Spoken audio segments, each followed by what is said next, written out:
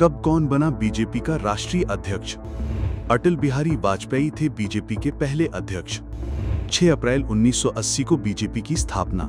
JP Nadda के बाद BJP का राष्ट्रीय अध्यक्ष कौन होगा, इस पर बीजेपी के आला कमान गहरे मंथन में है। बीजेपी हेडक्वार्टर की तरफ सबकी नजर टिकी है, वहीं कई नाम भी उछल रहे हैं। फाइनल नाम पर मुहर लगने का इंतजार बीजेपी के सभी कार्यकर्ताओं को है। इस खबर को अपलोड किए जाने तक बीजेपी के आला कमानों ने नए राष्ट्रीय अध्यक्ष पर मुहर नहीं लगाई है। बीजेपी के इसी मंथन के बीच सवाल ये है कि 6 अप्रैल 1980 को बीजेपी की स्थापना हुई थी। जनसंघ से अलग होकर बीजेपी का जन्म इसी दिन हुआ था, जिसके पहले राष्ट्रीय अध्यक्ष अटल बिहारी वाजपेयी थे। उसके बाद बीजेपी के राष्ट्रीय अध्यक्ष कौन कौन बने, इसकी जानकारी इस वीडियो में हम देने जा रहे हैं। तो चलिए शुरुआत करते हैं बीजेपी के पहले राष्ट्रीय अध्यक्ष अटल बिहारी वाजपेयी से। अटल बिहारी वाजपेयी 1980 से 1986 तक।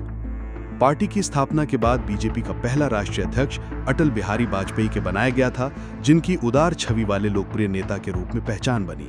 आगे चलकर वो 3 बार भारत के प्रधानमंत्री बने। अटल बिहारी वाजपेयी जनसंघ से ही सक्रिय थे। लाल कृष्ण आडवाणी 1986 से 1990, 1993 से 1998 और 2004 से 2005। लाल कृष्ण आडवाणी की देश स्तरीय पहचान राम मंदिर आंदोलन के प्रमुख चेहरे के रूप में बनी थी। अपने नेचर के हिसाब से वो पार्टी को भी आक्रामक राष्ट्रवाद की दिशा में ले गए थे। आडवाणी 1998 से 2004 तक उप प्रधानमंत्री रहे थे। वहीं सोनिया गांधी के खिलाफ आक्रामक विपक्ष की भूमिका निभाई थी और पाकिस्तान दौरे पर जिन्ना को धर्मनिरपेक्ष बताकर आडवाणी विवादों में आ गए थे। मुरली मनोहर जोशी 1990 से 1992 तक। मुरली मनोहर जोशी बीजेपी के कद्दावर नेताओं में से एक रहे। पार्टी को मजबूती देने में उनकी खास भूमिका बताई जाती है। राम रथ यात्रा के दौरान पार्टी की भूमिका को मजबूती देने का श्रेय भी उन्हीं को जाता है। मुरली मनोहर जोशी 1998 से 2004 तक केंद्रीय मानव संसाधन मंत्री रहे।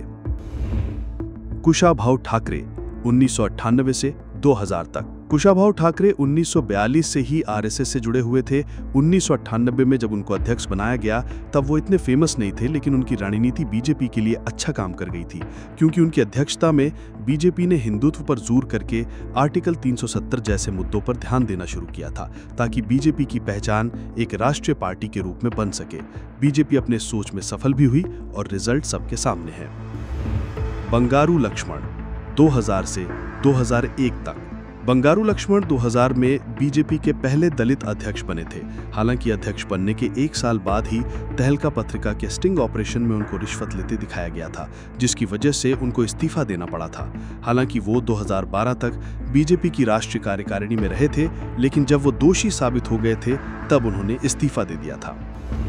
जना कृष्णमूर्ति 2001 से 2002 तक। जना कृष्णमूर्ति ने बीजेपी को साउथ इंडिया में काफी मजबूती दी। बंगारू लक्ष्मण के बाद जना कृष्णमूर्ति को कार्यवाहक अध्यक्ष बनाया गया था, जिसके कुछ ही वक्त के बाद राष्ट्रीय कार्यकारिणी ने उनको अध्यक्ष बना दिया गया। वेंकैया नायडू 2002 से 2004 तक। 2002 में वेंकैया नायडू को बीजेपी का अध्यक्ष नियुक्त किया गया। नायडू को लाल कृष्ण आडवाणी और पार्टी के रूढ़िवादी हिंदू राष्ट्रवादी विंग की तरफ से फिर से नियंत्रण स्थापित करने का उदाहरण देखा गया था। 2004 में कांग्रेस से मिली हार के बाद उन्होंने इस्तीफा दे दिया था। आगे चलकर 2017 में वेंकैया नायडू को भारत का उपराष्ट्रपति बनाया गया। राजनाथ सिंह 2005 से 2009 और 2013 से 2014 तक।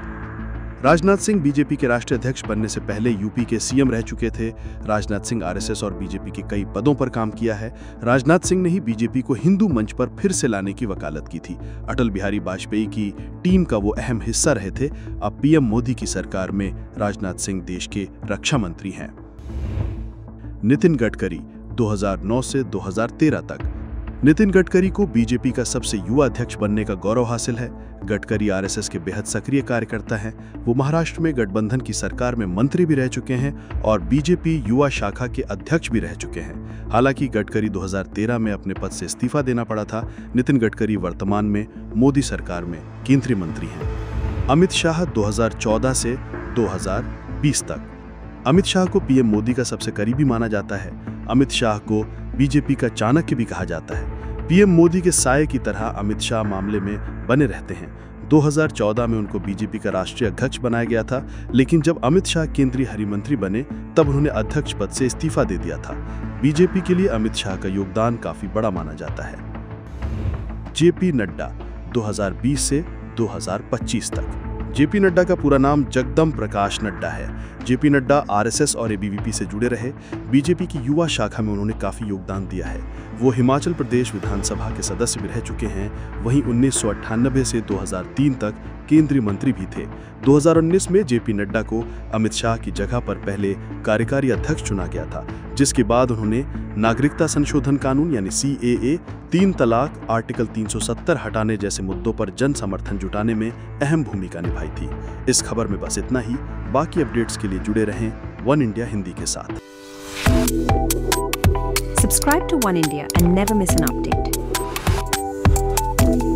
Download the One India app now.